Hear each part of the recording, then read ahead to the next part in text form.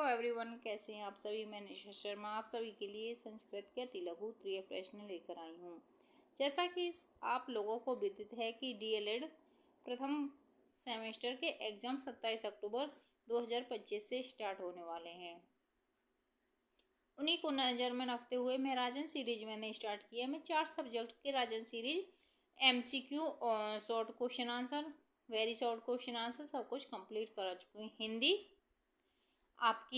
Hindi, science, computer and शिक्षण अधिगम के सिद्धांत 4 सब्जेक्ट में कंप्लीट करा चुकी हूँ सेमेस्टर डीएलएड फर्स्ट सेमेस्टर के। तो आज 5वां सब्जेक्ट संस्कृत में लेकर आई हूँ, जिसमें आज मैं अति लघु आप लोगों को कराने वाली हूँ।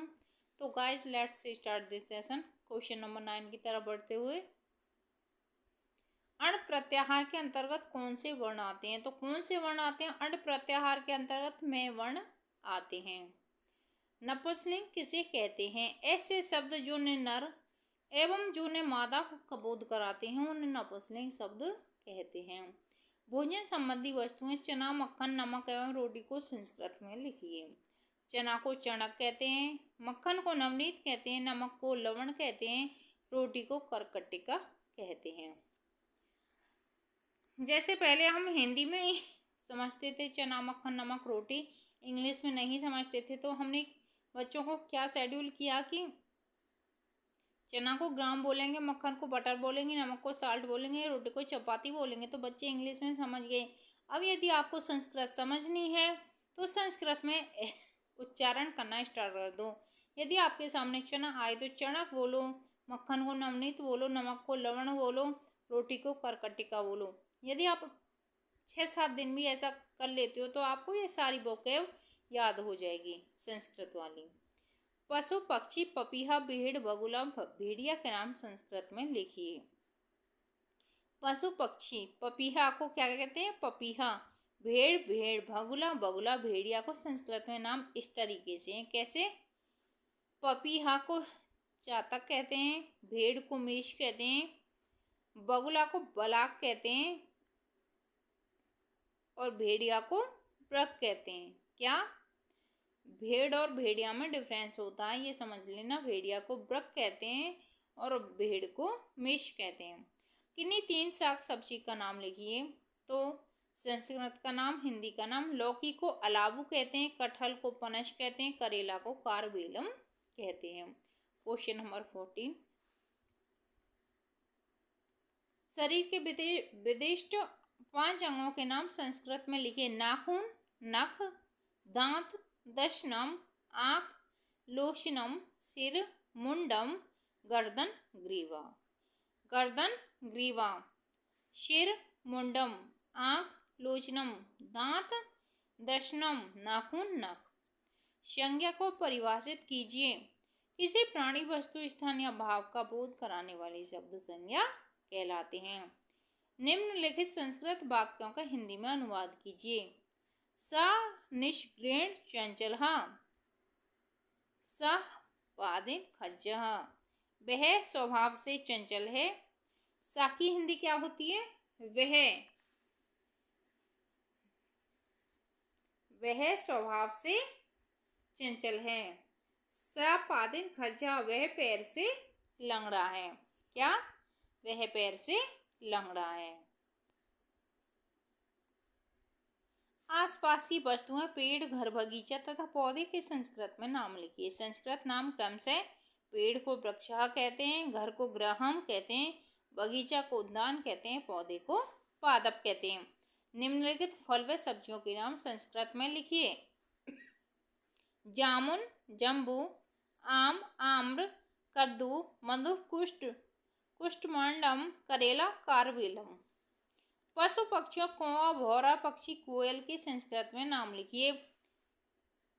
कौवा, काक, भौरा, भ्रमर, पक्षी, खग और कोयल, पिक। कोयल, पिका। कोयल को पिका कहते हैं, कबूतर को कपोधा कहते हैं। आसपास की वस्तुएं, फूल, चौराहा, अनार, नींबू, गेंद को संस्कृत में लिखिए। फूल, पुष्पम, चौराहा, चतुष्पथ, अनार, दाड़िम, नींबू, निपुकम, गेंद, कंदुक है। वाच शब्द संस्कृत में पुल्लिंग है या स्त्रीलिंग? वाच शब्द संस्कृत में स्त्रीलिंग है। क्वेश्चन नंबर 22, संज्ञा एवं सर्वनाम में उदाहरण सहित अंतर लिखिए। संज्ञा मोहन और सोहन आगरा गए, सर्वनाम हम मथुरा गए। तो संज्ञा क्या होता है? किसी प्राणी वस्तु के नाम को संज्ञा कहते हैं। जैसे मोहन सोहन आगरा गए, तो मोहन और सोहन क्या हो गए? संज्ञा। और आगरा प्लेस का नाम है, तो वो भी हो गई संज्ञा। सर्वनाम क्या होती है? जो संज्ञा के स्थान पर प्रयोग किए जाते हैं उनको सर्वनाम कहते हैं। जैसे मोहन की जगह पे सब्जेक्ट क्या गया है? हम, तो हम क्या है? सर्वनाम है। पितृ, सखी, इदम, कुव, अप, अदस शब्दों में संज्ञा व सर्वनाम को अलग अलग छांट कर लिखिए। संज्ञा पितृ यानी कि पिता, सखी यानी कि सहेली, ये संज्ञा है। सर्वनाम क्या है? इदम ये है, ककुव, अप, अदस ये आपके सर्वनाम है। निम्नलिखित नीति परक हिंदी वाक्यों का संस्कृत में अनुवाद कीजिए। सज्जन पुरुषों की बात को मानना चाहिए। कर्तव्य ही सता वचहा, कर्तव्यम ही सता वचहा, सज्जन पुरुषों की बात को मानना चाहिए। विद्या धर्म से ही शोभा देती है, विद्या धर्मेण शोभते। हम सब पाठ पढ़ेंगे, वाक्य का संस्कृत में अनुवाद कीजिए। वयम पाठम पठिष्याम, वयम पाठम पठिष्याम। संज्ञा के भेद होते हैं, संज्ञा के 5 भेद होते हैं। कौन कौन से? व्यक्तिवाचक संज्ञा, भाववाचक संज्ञा, जातिवाचक संज्ञा, समूहवाचक संज्ञा और द्रव्यवाचक संज्ञा। संस्कृत में 4 पशुओं के नाम लिखिए। अजा, कुकर, गौ, सिंह, अश्व। अश्व मीन्स घोड़ा होता है, सिंह मीन्स शेर होता है, गौ मीन्स गाय होती है, कुकर मीन्स कुत्ता होता है, अजा मीन्स बकरी होती है। निम्नलिखित शब्दों में से किन्हीं 6 शब्दों के संस्कृत नाम लिखिए। घोड़ा को अश्व कहते हैं, हिरन को मृगहा कहते हैं, कोयल को कोकिला कहते हैं, पेड़ को वृक्ष कहते हैं, लड्डू को मोदक कहते हैं, कुत्ता को कुकर कहते हैं, बकरी को अजा कहते हैं, चिड़िया को चटक कहते हैं, तरबूज को कालिंदम कहते हैं, अनार को दाड़िम कहते हैं। क्वेश्चन नंबर 29, मकरा, सरिका, मराल, शशांक शब्दों में किन्हीं 2 शब्दों का हिंदी में अर्थ लिखिए। मकर मीन्स घड़ियाल, मराल मीन्स हंस, सारिका मीन्स मैना, शशांक मीन्स खरगोश, शशांक मीन्स खरगोश, अजा मीन्स बकरी। निम्नलिखित शब्दों में से पुल्लिंग, स्त्रीलिंग और नपुंसकलिंग शब्दों की अलग अलग सूची बनाइए। हिमालय, सागर, राजन, गंगा, नदी, बधू, फलम, पुस्तकम, सौंदर्यम। पुल्लिंग शब्द कौन से? हिमालय पर्वत बहुत ऊंचा है। देखो, यदि आपको स्त्रीलिंग या पुल्लिंग समझना है तो उसका सेंटेंस क्रिएट कर लो। सेंटेंस में यदि आपकी जो वर्ब होती है, यदि वर्ब आपकी पुल्लिंग के हिसाब से आ रही है तो शब्द आपका पुल्लिंग हो जाता है, और स्त्रीलिंग के हिसाब से आ रही है तो स्त्रीलिंग हो जाता। हिमालय पर्वत बहुत ऊंचा है, यदि ऊंची होती तो स्त्रीलिंग होती, और ऊंचा है तो पुल्लिंग शब्द है। सागर का पानी खट्टा होता है, सागर का पानी नमकीन होता है, तो होता है तो वो पुल्लिंग हो गया। राजन राजन बहुत अच्छा है, तो ये पुल्लिंग हो गया। स्त्रीलिंग, गंगा निर्मल नदी है, गंगा सबसे पवित्र नदी है, तो ये स्त्रीलिंग हो गया। नदी स्त्रीलिंग, वधू भी स्त्रीलिंग होता है। नपुंसकलिंग शब्द पुस्तकम, सौंदर्यम, फलम। पुस्तकम मीन्स पुस्तक आपका नपुंसकलिंग है, सौंदर्यम सुंदरता, फलम मीन्स फल।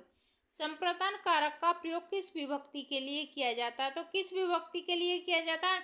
चतुर्थी विभक्ति के लिए किया जाता है, और के लिए शब्द हेतु किया जाता है। ध्रुवम, पायो, पादानाम से संबंधित विभक्ति का नाम लिखिए। क्या नाम है? पंचमी। राम, हरि, गुरु, सर्व तथा युष्मत अस्मत् शब्दों में संज्ञा एवं सर्वनाम को अलग अलग छांट कर लिखिए। संज्ञा, राम, हरि, गुरु आप सभी को पता है संज्ञा क्या होती है? किसी स्थानीय वस्तु के नाम को संज्ञा कहते हैं। सर्वनाम क्या होती है? जो शब्द संज्ञा के स्थान पर प्रयोग किए जाते हैं उनको सर्वनाम कहते हैं। तो संज्ञा राम, हरि, गुरु हो गई, सर्वनाम सर्व तथा युष्मत अस्मत् हो गया। निम्नलिखित शब्दों में से किन्हीं 4 शब्दों के हिंदी अर्थ लिखिए। समाचार पत्रम अश्रु न्यायालय पितृव्य पितामह द्वारम। तो समाचार पत्रम अखबार, अश्रु आंसू, न्यायालय अदालत, शव आने वाला कल, पितृव्य चाचा पितामह बाबा, द्वारम दरवाजा। राम शब्द प्रथमा विभक्ति 3 वचनों के शब्द रूप लिखिए। रामः रामो रामः। भगवत गीता के निम्न संस्कृत श्लोक का हिंदी में अनुवाद लिखिए। यदा यदा हि धर्मस्य ग्लानिर्भवति भारत अभ्युत्थानं धर्मस्य तदात्मानं सृजाम्यहम्। हिंदी अनुवाद, हे भारत, हे अर्जुन, जब जब धर्म की हानि एवं अधर्म की वृद्धि होती है तब तब मैं अपने आप को प्रकट करता हूँ, अर्थात मैं साकार रूप में अवतरित होता हूँ। गीता में भगवान कृष्ण अर्जुन से कह रहे हैं, यदा यदा हि धर्मस्य ग्लानिर्भवति भारतः अभ्युत्थानं धर्मस्य तदात्मानं सृजाम्यहम्। जब जब, हे अर्जुन, जब जब धर्म की हानि होती है, अधर्म की वृद्धि होती है, तब तब मैं अपने आप को प्रकट करता हूँ, अर्थात मैं साकार रूप में अवतरित होता हूँ।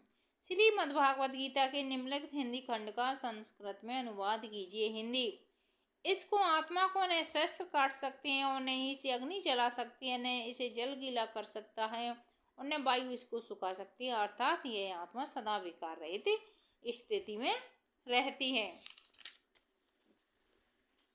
तो इसकी संस्कृत बनानी है हमको। नैनम छिन्दन्ति सहस्राणि नैनम दहाति पावकः न चैन क्लेद्यन्तापो न शोष्यति मारुतः।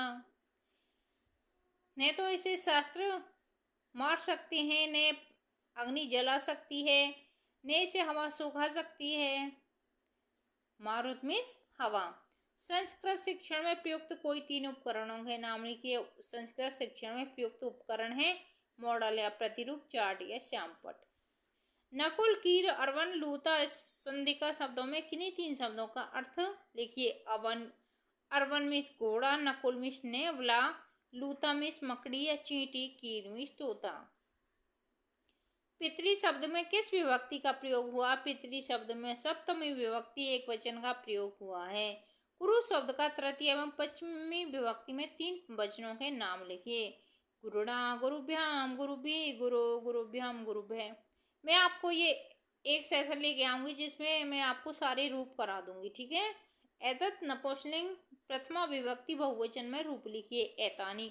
चाहिए के योग में किस प्रकार का प्रयोग किया जाता है? चाहिए के योग में विधिलिंग का प्रयोग किया जाता है। भविष्यत काल को दर्शाने के लिए किस लकार का प्रयोग किया जाता है? भविष्यत काल को दर्शाने के लिए लट लकार का प्रयोग किया जाता है। भू धातु का रूप लट लकार के 3 वचनों में पुरुषों में लिखिए। भविष्यति, भविष्यत, भविष्यन्ति, भविष्यसि, भविष्यत, भविष्यत, भविष्यामि, भविष्या, भविष्याम। हरि शब्द के द्वितीय विभक्ति के 3 वचनों का रूप लिखिए। हरि शब्द रूप द्वितीय विभक्ति हरिम, हरि, हरिन। विदूषक शब्द किस विभक्ति और वचन में है? तृतीय विभक्ति और एक वचन में है। यदि आप रूप जैसे एक समझ गए तो आप सारे रूप बना लोगे। युष्मत शब्द का तृतीय विभक्ति बहुवचन का रूप लिखे। युष्मत शब्द का तृतीय विभक्ति बहुवचन का रूप युष्मान है। वृक्ष शब्द का पंचमी विभक्ति एक वचन का रूप लिखिए। पंचमी विभक्ति एक वचन का रूप वृक्षात है। नदी शब्द का पंचमी विभक्ति 3 वचनों के रूप लिखिए। नद्या, नदीभ्याम, नदीभ्य। विभूषणम, मौनम, पंडितानम वाक्य का अर्थ लिखिए। विद्वानों की शोभा मौन रहना होती है। संस्कृत में लकार कितने होते हैं? नाम लिखिए। संस्कृत में लकार 5 होते हैं। लट लकार, लड लकार, लट लकार, लोट लकार, विधिलिंग। आत्मान प्रतिकूलानि परेशानी समाचारे सूक्ति का आशय स्पष्ट कीजिए। अर्थ, अपने को अच्छा नहीं लगने वाला व्यवहार दूसरों के साथ नहीं करना चाहिए। और आज की डेट में क्या होता है कि हम दूसरों के साथ ऐसा व्यवहार करते हैं जो हम अपने लिए नहीं सोच पाते हैं। इस सामने वाला कोई हमारे साथ व्यवहार करता है तो हम कहते हैं कि वो गलत व्यवहार कर रहा है, उसका व्यवहार ठीक नहीं है, लेकिन हम क्या कर रहे हैं, ऐसा ही व्यवहार हम उसके साथ कर रहे हैं। 15, 18, 20 संख्याओं की संस्कृत में लिखिए। पंच दशन, अष्ट दशन, विशंति। एक सेशन में आपके लिए हिंदी संख्याओं का लेकर आऊँगी, जिसमें मैं सारी गिनती आप लोगों को कराऊंगी। क्रीड धातु का रूप लट लकार प्रथम पुरुष 3 वचनों में लिखिए। अक्रीडत, अक्रीडताम, अक्रीडन। गम धातु का रूप लट लकार मध्यम पुरुष 3 वचनों में लिखिए। गच्छसि, गच्छत, गच्छत। निम्नलिखित को सम्मिलित कीजिए। प्रथम पुरुष वह, मध्यम पुरुष तुम, उत्तम पुरुष मैं। पठ धातु का लट लकार लग लकार में प्रथम मध्यम तथा उत्तम पुरुषों को 3 वचनों का रूप लिखिए। पठती, पठत, पठंती, पठसी, पठत, पठत, पठामी, पठा, पठाम। अपठत, ये तो हो गया आपका लट लकार, लड लकार है। अपठत, अपठताम, अपठन, अपठ, अपठतम, अपठत, अपठ, अपठाम, अपठाम।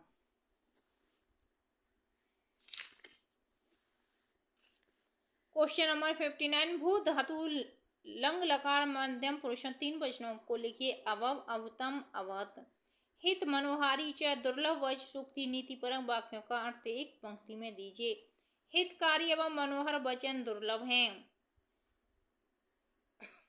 इसका मतलब ये है जो हमारे हित की बात हो और वो हमें प्रिय भी लगे, ऐसा नहीं हो सकता। जो हमारे हित की बात होती है वो हमें प्रिय नहीं लगती, और जो बातें प्रिय लगती हैं वो हित की नहीं होती हैं। संस्कृत में पुरुष कितने होते हैं, नाम लिखिए। संस्कृत में पुरुष 3 होते हैं, उनके नाम इस प्रकार हैं। प्रथम पुरुष, मध्यम पुरुष, उत्तम पुरुष। न्यायात पथ प्रविचलंती पद न धीरा। इस वाक्य का हिंदी में अर्थ लिखिए। वीर पुरुष न्याय के मार्ग में विचलित नहीं होते हैं। राजपुरुष का समास विग्रह कीजिए तथा समास का नाम लिखिए। राघव प्लस पुरुष तत्पुरुष समास है। अनियर प्रत्यय लगाकर 2 शब्द बनाइए। श्रवणीय, क्रीडनीय। ये आपके अनियर प्रत्यय लगाकर 2 शब्द बन गए। सेवक स्वीकार्यम अक्रोध। संस्कृत वाक्य का हिंदी में अनुवाद कीजिए। सेवक ने अपना कार्य किया। 15 एवं 19 संख्या को संस्कृत में लिखिए। पंचदशन, एकोनविंशति अथवा उनविंशति। 19 संख्या को संस्कृत में किस प्रकार लिखा जाता है? एकोनविंशति अथवा उनविंशति। निम्नलिखित पशु पक्षियों के नाम संस्कृत में लिखिए। गधा, तोता, मछली, बकरी। गधा को गदर्भ कहते हैं, मछली को मीन कहते हैं, तोता को शुक कहते हैं, बकरी को अजा कहते हैं। मुनिवी शब्द किस विभक्ति और वचन में है? मुनिवी शब्द तृतीय विभक्ति बहुवचन में है। युष्वभयम शब्द किस विभक्ति और वचन में है? युष्वभयम शब्द चतुर्थी विभक्ति बहुवचन में है। संस्कृत में लिंग कितने प्रकार के होते हैं? संस्कृत में लिंग 3 प्रकार के होते हैं। पुल्लिंग, स्त्रीलिंग और नपुंसकलिंग। लट लकार का प्रयोग किस काल में किया जाता है? लट लकार का प्रयोग वर्तमान काल के लिए किया जाता है। गम धातु के प्रथम पुरुष बहुवचन का रूप लंग लकार में क्या होगा? अगच्छन। बाल के शब्द में प्रयुक्त विभक्ति और वचन लिखिए। बाल के शब्द में तृतीय विभक्ति और बहुवचन है। नवनीतम शब्द का हिंदी क्या है? नवनीतम शब्द का हिंदी अर्थ घी, घृत या फिर बोल सकते हैं मक्खन। स्टा धातु लंग लकार प्रथम पुरुष 3 वचनों को लिखिए। विभक्ति, एकवचन, द्विवचन, बहुवचन। क्या? अस्थात, अस्थाताम, अस्थान। संस्कृत में लकार कितने होते हैं? नाम लिखिए। संस्कृत में लकार आपके 5 होते हैं। लट लकार, लोट लकार, लंग लकार, विधिलिंग लकार, रट लकार। ठीक है, ये थे आपके अति लघु उत्तरीय प्रश्न। आप अपनी तैयारी में लगे रहो। आपको ये सेशन अच्छे लगते हैं, कैसे लगते हैं, कमेंट बॉक्स में जरूर रिप्लाई करना। राजन सीरीज से आपको कितनी हेल्प मिल रही है, कमेंट बॉक्स में जरूर रिप्लाई करना। यदि आपका कोई छोटा भाई बहन या कोई रिलेटिव्स DLED या BEd कर रहा है तो उसे ये सेशन जरूर शेयर करें। यदि सेशन अच्छा लगा हो, सेशन को लाइक करें, चैनल को सब्सक्राइब करें, जिससे कि आने वाला नेक्स्ट नोटिफिकेशन सबसे पहले आपके पास आए। Thanks for watching this video. Like, share and subscribe. Keep watching and keep learning.